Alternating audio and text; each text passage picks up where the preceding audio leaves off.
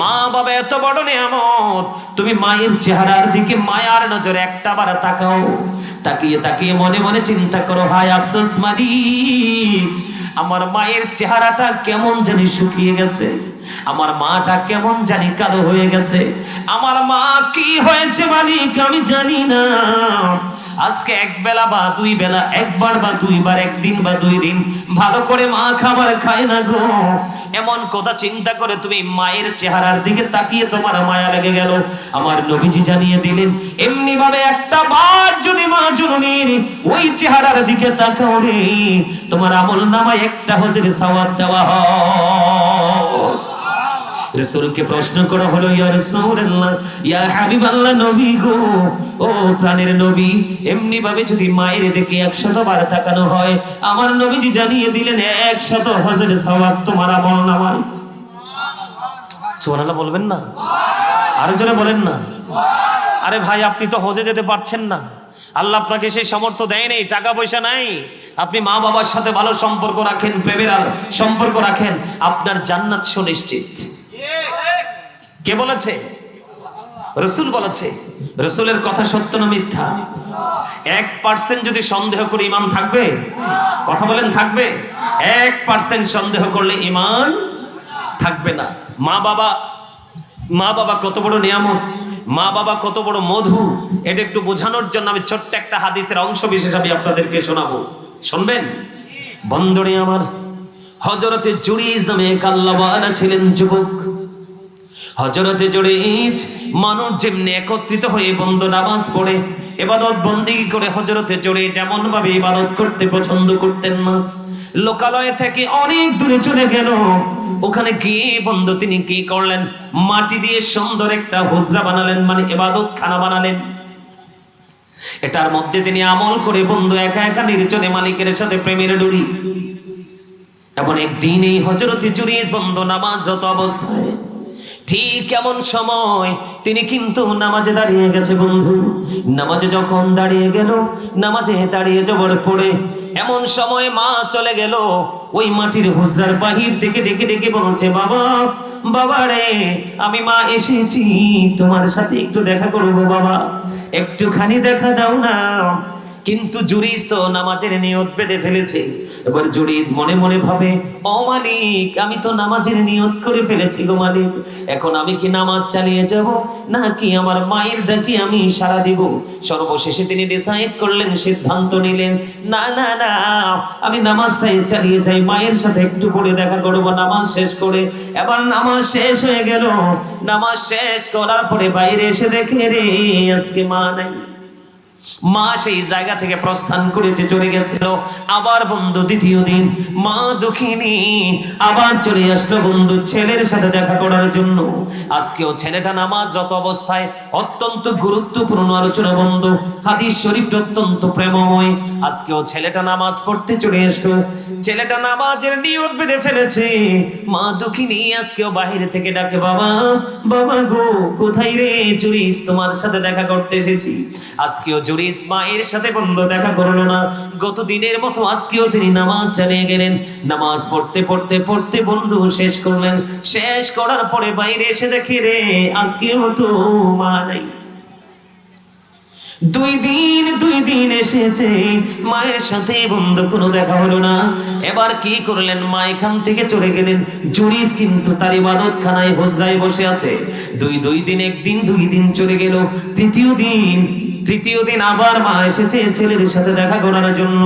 তৃতীয় দিন যখন আবার আসলো বন্ধু, তৃতীয় দিনও চেয়ে দেখলেন মা আজকেও তো নামাজরত অবস্থায় ছেড়ে বারবার ডাকছে, বাবা জুরিজ দেখা দাও না, আমি মা এসেছি তোমার সাথে দেখা করার জন্য। কিন্তু আজকেও জুরিজ নামাজ পড়তেছে, মায়ের সাথে দেখা হলো না। একদিন, 2 দিন, 3 দিন চলে গেল রে।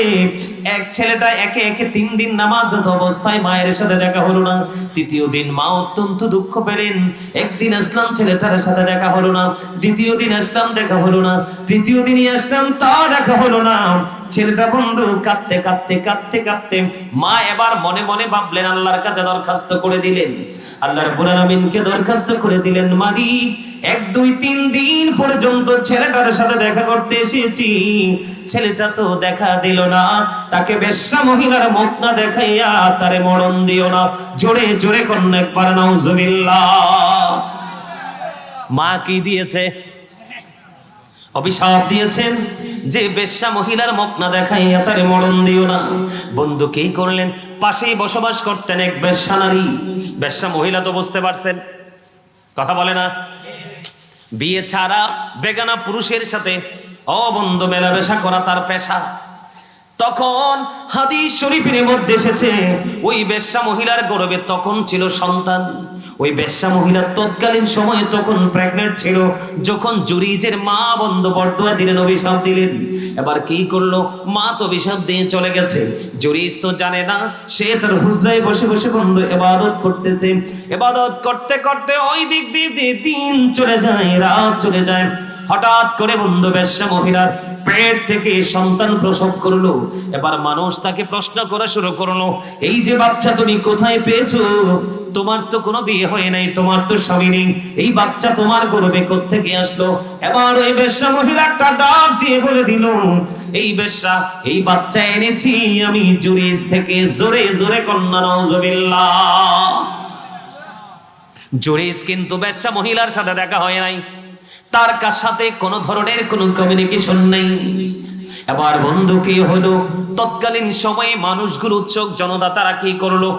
যখন জানতে পারলো এই যে জুরিজ, তোমরা জানি আল্লাহ বলা, আমরা জানি সেই জুরিজ আল্লাহ বলা বুজুর্গ, কিন্তু এই ছেলেটা কেমন করে বেশ্যা মহিলার সাথে খারাপ কাজ করলো, তার পেটে বাচ্চা দিয়ে দিল। এবার তৎকালীন সময় মানুষগুলো দলে দলে দলে দলে চলে গেল। ওখানে গিয়ে বন্ধু তার হুজরার মধ্য থেকে তাকে টেনে হিঁচড়ে তাকে প্রহার করতে করতে হুজরা থেকে বের করছে। হযরতে জুরিজ ডেকে ডেকে বললেন, আমার কি অন্যায়, আমার কি অপরাধ, আমি কি করেছি, আমাকে তোমরা একটুখানি বলে দাও। এবার বন্ধু তৎকালীন সময়ে মানুষগুলো বলতেছে, তোমার অপরাধ হলো ওই বেশ্যা মহিলার গর্ভে তোমার সন্তান। এবার হযরতে জুরিজ কি করলেন? ওই বেশ্যা মহিলার পেটে আমার বাচ্চা কয় হো। এবার ওই আল্লাহওয়ালা জুরিজ একটা ডাক দিয়ে বললেন, আমাকে একটা ঘটি পানি দাও। তাকে একটা ঘটি পানি দেওয়া হলো। এবার তিনি ওযু বানালেন। ওযু বানানোর পরে বন্ধু, ওযু বানায়া তিনি নামাজ পড়লেন। নামাজ পড়ার পরে মানুষ, অসংখ্য মানুষ বন্ধু উপস্থিত হয়ে গেল এই জুরিজের অবস্থা দেখার জন্য। এবার হযরতে জুরিজ ওযু বানানোর পরে নামাজ আদায় করলেন। নামাজ আদায় করার পরে বললেন, বাচ্চাটা কোথায়, আমার কাছে নিয়ে আসো। এবার বাচ্চাটাকে তার কাছে নিয়ে আসা হলো। বাচ্চাটাকে নিয়ে আসার পরে ওই হযরত জুরিজ তার বরকতময় হাত দিয়ে বন্ধু বাচ্চাটার পেটটার উপর একটা হাত রাখলেন, রেখে বললেন, বাবু বলো না তোমার বাবা কে রে? ও বন্ধু, দুনিয়ায় মাত্র এসছে ছোট্ট বাচ্চা, নবজাত শিশু, বাচ্চার পেটটার উপর হাতটা দিতে দেরি রে। এমন একজন জুরিজ, এমন একজন আল্লাহওয়ালা ছিলেন, এমন একজন বুজুর্গ ছিলেন, বাচ্চার পেটটার উপর হাতটা দিতে দেরি। ওই বাচ্চার আল্লাহর কুদরতে বাচ্চার জবান খুলে যায়।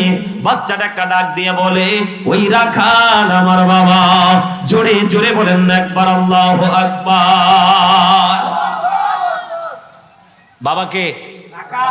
কে? এটা কিন্তু বাংলা বই থেকে আনা না, হাদিস শরীফ থেকে আনা। বাবা কে? রাখাল। এখানে আমি আপনাদেরকে বুঝাইতে চেয়েছি বন্ধু, মা কিন্তু অভিশাপটা দিয়েছিলেন কেমন? আমার এই ছেলেকে বেশ্যা মহিলার মুখটা দেখাইয়া মরণ দিও না। বেশ্যা মহিলার মুখ দেখছিনি ছেলে, কথা বলেন না কেন? হালকা পাতলা মায়েরও তো খাইছে। আবার মানুষগুলো তাকে চেঁচিয়ে তার হুজরা থেকে বের করলো। হাদিস শরীফের মধ্যে এসেছে, যখন দেখলেন এই ছোট্ট বাচ্চার জবান খুলে গেল, ছোট্ট বাচ্চার জবান যখন বন্ধু খুলে গেল রে, জবানটা খুলে যাওয়ার পরে মানুষগুলো দেখতে পেলেন যেমন পবিত্র ছিলেন জুরিজ, ঠিক তেমনি পবিত্র আছে, তার মধ্যে কোনো কলঙ্ক নেই। এবার জুরিজের হাতগুলো মানুষ চুমু খাওয়া শুরু করলো। এবার জুরিজকে ডেকে ডেকে বলল, জুরিজ, জুরিজ রে, তুমি যদি চাও গো, তোমার এই মাটির হুজরাটা আমরা স্বর্ণ দিয়ে বাধাই করে দিব। এরপরে জুরিস বললেন, না না না, আমার স্বর্ণ দিয়ে বাধাই করতে হবে না, আমার যেমন মাটির ছিল তেমনই করে দাও। জোরে জোরে করুন একবার সুবহানাল্লাহ। কি বুঝছেন? এখান থেকে কিছু বুঝতে পারছেন? কি বুঝতে পারছেন বলেন তো? মার উনি মোটামুটি বলছে, আপনারা বাকি তারা কেউ বলতে পারেন না। এই হাদিস শরীফের অংশ থেকে, এই বিশেষ এই অংশ থেকে আমরা একটা জিনিস বুঝতে পেরেছি, সন্তান যত বড় আল্লাহওয়ালাই হোক না কেন, মায়ের চেয়ে বড় নয়। আর মা যদি কোনো সন্তানের বিরুদ্ধে আল্লাহর কাছে কমপ্লেইন করে, এই কমপ্লেইন কিন্তু গ্রহণযোগ্য হতে, আল্লাহর কাছে গৃহীত হতে সময় নেয়, সঙ্গে সঙ্গে তার প্রমাণ হলো হযরতে জুরিস। অথচ সে আল্লাহওয়ালা, যে বাচ্চার পেটের উপর হাত রাখার পরে বাচ্চার জবান খুলে যায়, কত বড় আল্লাহওয়ালা হতে পারে? সে জুরিস কি মাকে গালি দিছে? কথা বলেন না কেন? মাকে গালি দিছে না তো, নামাজ পড়েছে। নামাজের চেয়ে বড় ইবাদত ইমানের পরে আর কিছু আছে? আরে জোরে বলেন, আছে? নামাজ কেমন ইবাদত জানেন বন্ধুরে আমার? আমার নবী, আপনার নবী শীতের দিনে যখন বের হলো, বের হওয়ার পরে তিনি দেখতে পেলেন গাছের পাতাগুলো জোরে জোরে পড়ছে। এই দৃশ্য দেখে বন্ধু আমার, আপনার প্রাণের রাসূল গাছের ঢাল ধরলেন, ধরার পরে পাতাগুলো ওর বিরামহীন ভাবে ঝরতে শুরু করলো। এবার আমার রাসূল এবার কি করলেন? আবু জরকে ডাক দিলেন, হে আবু জর। আবু জর উত্তর দিলেন, লাব্বাইকা ইয়া রাসূলুল্লাহ, আমি হাজির। আমার রাসূল বললেন, হে আবু জর, এক ইলাতলির মানুষ, ভাই আমার বাবা গো, আমি আমার মা বোনদেরকে বলছি, হৃদয় উজাড় করে সবাই মিলে প্রাণ করে শোনো গো, তোমার লাইফ স্টাইল জীবন পরিবর্তনের জন্য যথেষ্ট হয়ে যাবে। আমার রাসূল যখন বললেন, হে জুরিজ, জুরিজ উত্তর দিলেন, লাব্বাইকা ইয়া রাসূলুল্লাহ। এবার আমার রাসূল বললেন, রে জুরিজ, নজর দিয়ে চেয়ে দেখো রে, ও আবু জর, নজর দিয়ে চেয়ে দেখো, শীতের কারণে শুষ্ক হয়ে গাছের পাতাগুলো বিরামহীন ভাবে ঝরে ঝরে পড়ছে রে। আল্লাহর প্রিয় বান্দাগুলো নামাজের মাধ্যমে যখন আল্লাহর কুদরতি কদমে এই সেজদাটুকু লাগিয়ে দেয় রে, ওই শীতের দিনের গাছের পাতার মতো তার আমলনামা থেকে গুনাহগুলো তেমনি ঝরে যায়। আপনাদের সুবহানাল্লাহ মজা হয় না? খাবারে লবণ না দিলে যেমনি খাবার মজা হয় না, ঠিক সত্যিকারের আল্লাহ রাসূলের প্রেমিক হতে না পারলে আপনার জীবনে কোনোদিনও আমল আপনার কাছে মজা লাগবে না। যদি বুদ্ধিমান হন তাহলে এইটুকু কথাই যথেষ্ট, আপনার আর বেশি ওয়াজের প্রয়োজন। খাবার না দিলে, লবণ না দিলে কি হয় না? খাবার স্বাদ হয় না। আর প্রেম না থাকলে কখনোই আমলও মজার হয় না। সুবহানাল্লাহটা বলতে বলছি, সুবহানাল্লাহ সুন্দর করে বলতে পারেন নাই। সুবহানাল্লাহ কি জানেন? জানেন না? আমরা যারা এখানে আজকে এসেছি, আমরা সবাই জান্নাতের মেহমান। কি টুপি ছাড়া এসছি, টুপি পরে এসছি, পাঞ্জাবি ছাড়া এসছি, পাঞ্জাবি পরে আসছি, যেভাবেই আসছি আমরা জান্নাতের মেহমান। রাসূল বলেছেন, তোমরা যখন জান্নাতের বাগানে যাও তখন জান্নাতের বাগান থেকে জান্নাতি ফল খেয়ে নাও। আর এই জান্নাতি ফলের মধ্যে এক নাম্বার হলো সুবহানাল্লাহ। ওই যে আমি আপনাদেরকে শুরুতে বলছিলাম, মনে আছে? দুনিয়ার যেই কোনো জায়গায় যাবেন, দেহের খাবার পাবেন, শান্তি মিলবে দেহে। আর মুমিন ইবাদত করার পরে যার কলবের মধ্যে, আত্মার মধ্যে প্রশান্তি আসবে, মনে করবেন সেই মুমিন, সেই মুত্তাকি, তার আমলে আল্লাহর কাছে গৃহীত হয়েছে। আল্লাহ যেন আমাদের সবাইকে কবুল করে নেয়। জোরে বলেন আমিন। জোরে বলেন আমিন। সুবহানাল্লাহ ওয়ালহামদুলিল্লাহ লা ইলাহা ইল্লাল্লাহ, সুবহানাল্লাহ ওয়ালহামদুলিল্লাহ লা ইলাহা ইল্লাল্লাহ, লা ইলাহা লা ইলাহা ইল্লাল্লাহ।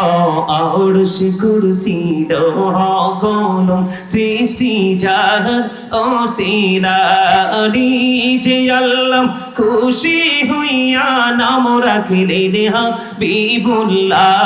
সুবহানাল্লাহ ওয়ালহামদুলিল্লাহ লা ইলাহা ইল্লাল্লাহ মুহাম্মাদুর রাসূলুল্লাহ সাল্লাল্লাহু আলাইহি ওয়াসাল্লাম। আপনারা শান্ত হয়েছেন কিন্তু অ্যাক্টিভ হতে পারেন নাই। আপনারা এতক্ষণ এলোমেলো ছিলেন, এখন ডিসিপ্লিনের মধ্যে এসেছেন, কিন্তু মানসিকতাটাকে কি করতে পারেন নাই, যেভাবে উন্মুক্ত করার, প্রসারিত করার যেই চিন্তা, এটা এখনো আসে নাই সবার মধ্যে। কিছু কিছু লোকের মধ্যে 100% আসছে। আল্লাহ আমাদের সবাইকে কবুল করে নিক, সকলে বলুন আমিন। আমার আলোচনার কাজই হলো এই যে নেগেটিভ সাইড থেকে একটা দিলাম, কয়টা? আরেকটা হাদিস দিব পজিটিভ সাইড থেকে, তারপর আমি এই বিষয় থেকে বের হয়ে যাব, কারণ সময় একেবারে কম। বন্ধুরি আমার দিকে তাকান। ওই ছেলেটা নামাজ পড়লো, কি করলো? মাকে গালি দেয় নাই, বকা দেয় নাই। মা বললো বেশ্যা মহিলার মুখটা দেখাইয়া মরণ দিও না। ও বন্ধু, বেশ্যা মহিলার মুখ দেখাইতে হলো, যদিও সে আল্লাহওয়ালা বুজুর্গ। বাচ্চাকে টাচ করতে দেরি, বাচ্চার জবান খুলতে দেরি হয় না, এত বুজুর্গ ছিল আল্লাহর ওলি, তারপরেও কলঙ্ক মুক্ত হতে পারে নাই। মা দিয়েছে হৃদয় থেকে এই অভিশাপ, ঠিক কিনা বলেন? আমরা কি অভিশপ্ত হতে চাই? না না না। ও বন্ধু, আমরা প্রেমময় হতে চাই, চাই কি চাই না? সবাই বলেন, আমরা কি হতে চাই? প্রেমময় হতে চাই বন্ধু। কেমন প্রেমময় বলেন? শয়নি শুভনি শুধু মা,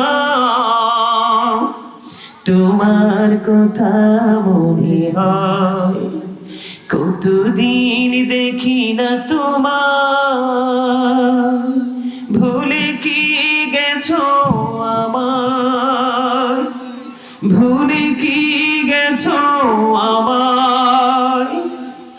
আমার ভুবন জুড়ে শুধু দুঃখ জ্বালা, কে আর পোড়াবে আমার সুখের সীমানা। আমার ভুবন জুড়ে শুধু দুঃখ জ্বালা, কে আর পোড়াবে আমার সুখের সীমানা। কপলে কে দেবে আর গাজরের টিপ, তুমি জেনে ধরায়, শয়নি শুভনি শুধু মা, তোমার কথা মনে হয়। আদর সুহাগ মাগো, আর কথা পাবো, কারা চলে আমি নিজেকে জড়াবো। আদর সুহাগ মাগো, আর কথা পাবো, কারা চলে আমি নিজেকে জড়াবো। কার কাছে ধরবো মিছে বায়না, তোমার মতো কেহ নাই, শয়নি শুভনি শুধু মা, তোমার কথা মনে হয়, কতদিন দেখি না তোমার, ভুলে কি গেছো আমার। মারহাবা বলেন না? ওই যে আমার চাচা কাঁদতেছে, মা যার নাই তার মতো অসহায় কেউ হতে পারে না। যাক, আমি সেদিকে যাই না। আমি আপনাদেরকে আরেকটা হাদিস শরীফ শোনাই। এই জায়গা থেকে যারা বুদ্ধিমান, যারা জ্ঞানী, তারা এখান থেকে শিখে নিতে পারবেন, বেশি প্রয়োজন হবে না। বন্ধুরে আমার, 3 জন লোক সফরে বের হলো। বনি ইসরাইলের কয়জন? 3 জন লোক সফরে বন্ধু বের হয়ে গেল।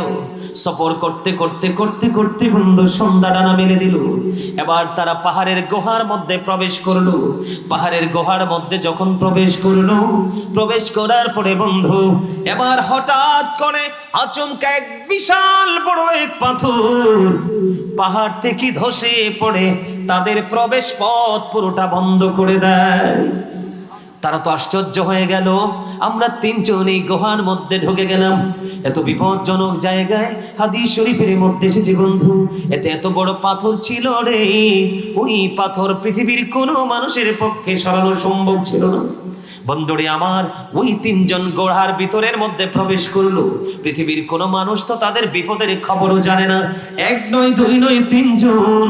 এবার 3 জন মিলে পরামর্শ করলো গুহার মধ্যে বসে বসে, যে আমরা 3 জনে গুহার মধ্যে বসে পড়লাম, এই বিপদের খবর কেউ তো জানে না। আমাদের জীবনে যেই নেক আমল ছিল, স্পেশাল আমল, আজকে স্পেশাল আমলের উসিলা দিয়ে আল্লাহর কাছে দরখাস্ত করব, মালিক যেন আজকে আমাদেরকে বিপদ থেকে বাঁচিয়ে দেয়। জোরে জোরে বলেন না সুবহানাল্লাহ, আর জোরে বলেন না সুবহানাল্লাহ। বন্ধুরে আমার, কয়জন মানুষ? সবাই বলেন 3 জন লোক। এর মধ্যে প্রথম জন যিনি প্রথম ফার্স্ট পারসন।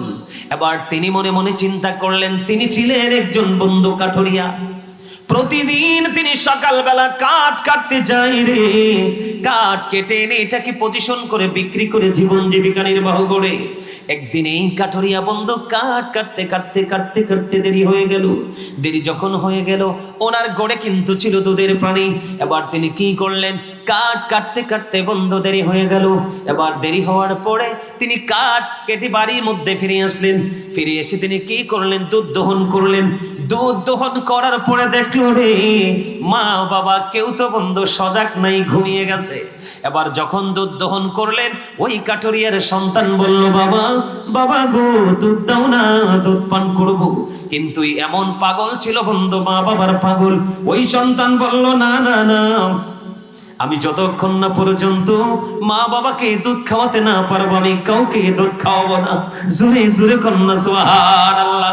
বন্ধু ওই কাঠুরিয়া কি করলো, সঙ্গে সঙ্গে রে ওই দুধের পাত্র হাতে নিয়ে বন্ধু বাবা মার অপেক্ষায় দাঁড়িয়ে রইলেন। রাত্র পার হয়ে গেল, ফজর হয়ে গেল বন্ধু। এরপরে বাবা মাকে দুধ খাওয়ালো। জোরে জোরে কন্যা সুবহানাল্লাহ। এই ছেলেটা আজকে বন্ধু বিপদে পড়ে গেছে। ওই যে পাহাড়ের গুহার মধ্যে ঢুকে আছে বন্ধু।